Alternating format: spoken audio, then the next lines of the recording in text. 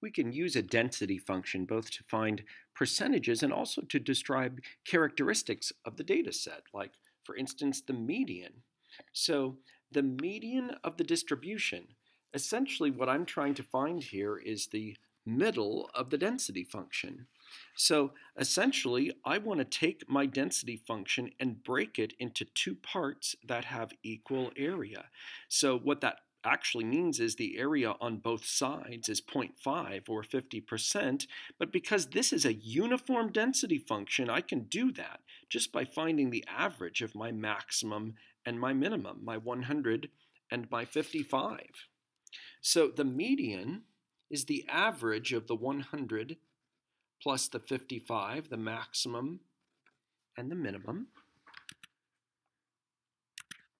So if you take 155 and divide by 2, you get 77.5.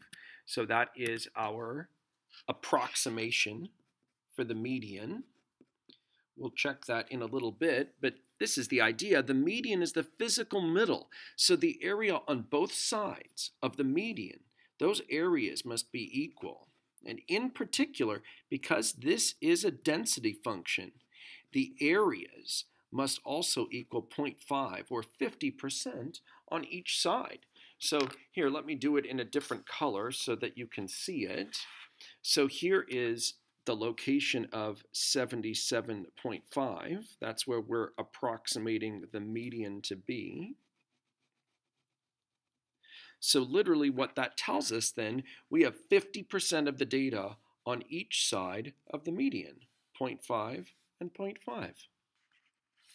So we can use this same strategy, though, to estimate the quartiles, Q1 and Q3. We can do the same thing to estimate Q1 and Q3. So take a look. Q1 is going to be halfway between the minimum and the 77.5. So that's because what we want to do is split this into two parts whose areas are 0.25 and 0.25. So to find Q1, all we're going to do is take the average of the 77.5 and the 55.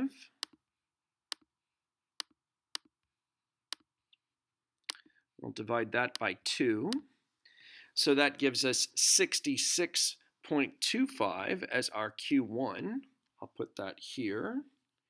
That would be right about here.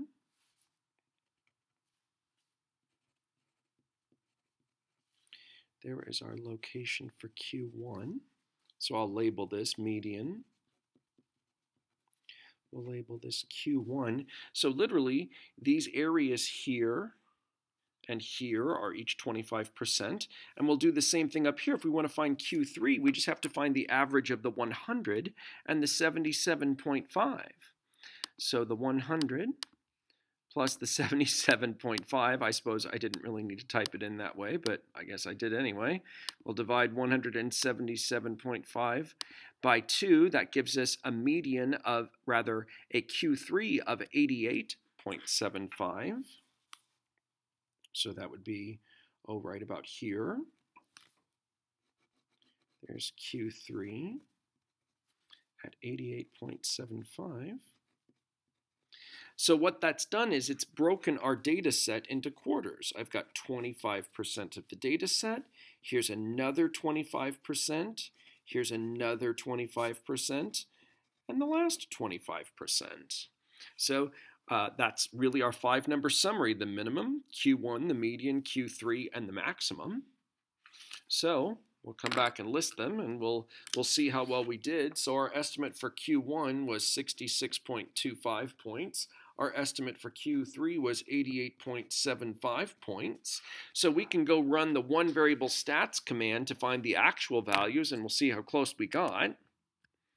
So here we'll press stat. We'll go to calculate. So the one variable statistics command, our data should be in list 1. If you need to change that, do so.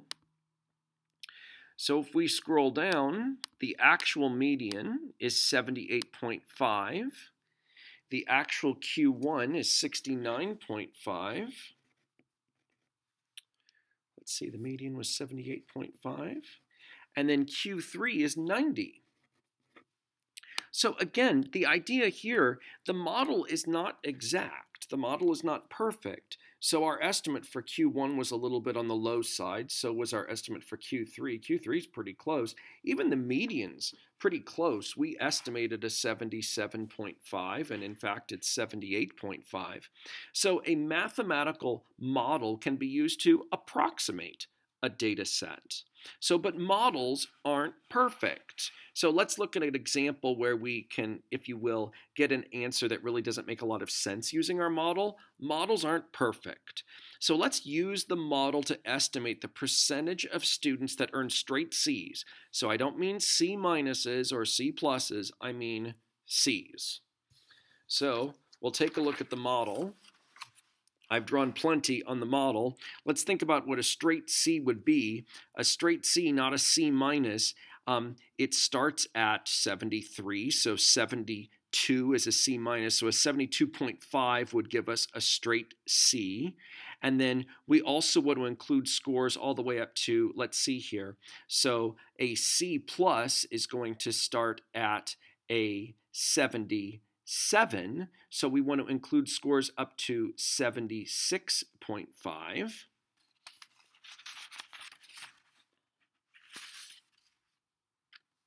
So here we go. We want to include everything from 73, so that's 72.5.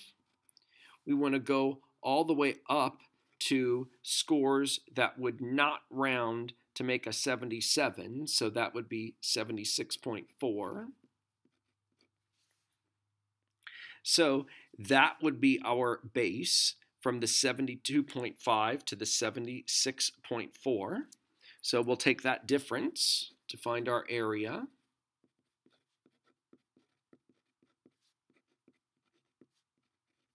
And we'll multiply that by our 1 over 45.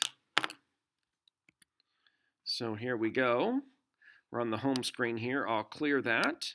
So our base is 76.4 minus the 72.5.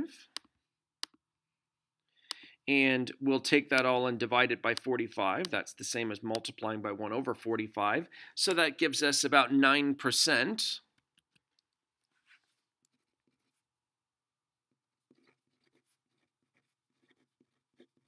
But then you should actually go take a look at the data set. So in the data set, these are C minuses. This is a C plus. These are all C pluses. The truth is, in the data set, no one earned a C. So our model, because it's a uniform model, it suggests that about 9% of students should have earned a straight C, but it's really, in reality, the real data shows 0%. Oops. So again, what I want you to realize here is that models are not perfect. A model is an estimation of reality. So, and the truth is, when there are only 28 observations, like this model here, there were only 28 scores, then you're really better off using the data itself and finding percentages using the real data rather than constructing a model. So we wanted to work with the simpler model to give you the idea of what we mean by modeling, but a model can be very convenient to work with if you have very large data sets. That's the point of using a model, where maybe there are many thousands of observations instead of only 28 observations. At that point, working with a model simplifies reality, and it makes making conclusions that are reasonably close a lot easier to do.